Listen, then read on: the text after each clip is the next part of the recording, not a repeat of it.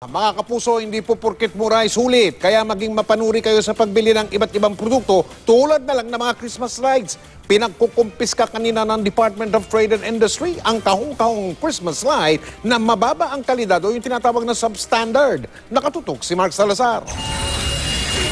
2 linggo na lang bago magpasko, trahedya pa ang tumama sa ilang residente nang matupok ang kanilang mga bahay sa barangay Cansohong, Talisay City sa Cebu. Ang sinasabing dahilan ng sunog, Christmas lights na nakasabit sa bintana. Inaalam pa ng BFP kung substandard ang ginamit na Christmas lights.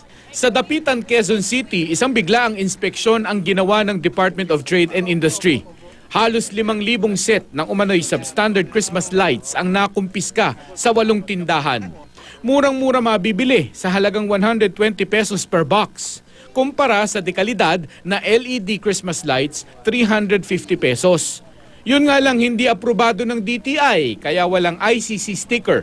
Huwag magtinda ng walang ICC sticker dahil ito po ay co-confiscate ng DTI at kayo po'y mapapatawan ng multa na abot ng 1,000,000 piso. Kaso napepeke rin ang hologram ICC stickers. Obvious na peke po yan. So mahalaga po sa mga namimili, hanapin po nila yung tamang sticker kasi ibig ko sabihin nun, dumaan sa proseso at safe po yan. Kasama sa nahulihan ng kahon-kahong substandard Christmas lights ang 2 pwesto ng isang kagawad sa Dapitan. Wala namang bumabalik na customer na nagrereklamo. Sa tagal na po namin nagtitinda rito. Medyo ko rin po yan. Yun nga yung nagkamali nga po talaga. Booking din na ginawang warehouse ng substandard Christmas lights ang lumang police office sa loob ng Barangay Hall compound. May nakumpiska ring rolyo-rolyo ng totoong ICC sticker.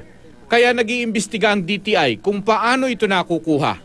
Marami ring mamimili na hindi alam kung totoo ang ICC sticker o peke. Pag may nakita lang akong ICC, that's it. Hindi ko talaga alam kung ano yung ano niya. Totoo. Hindi ko talaga alam. Alam mo ba itsura ng ICC sticker pagka nakita mo siya? Ay, hindi po.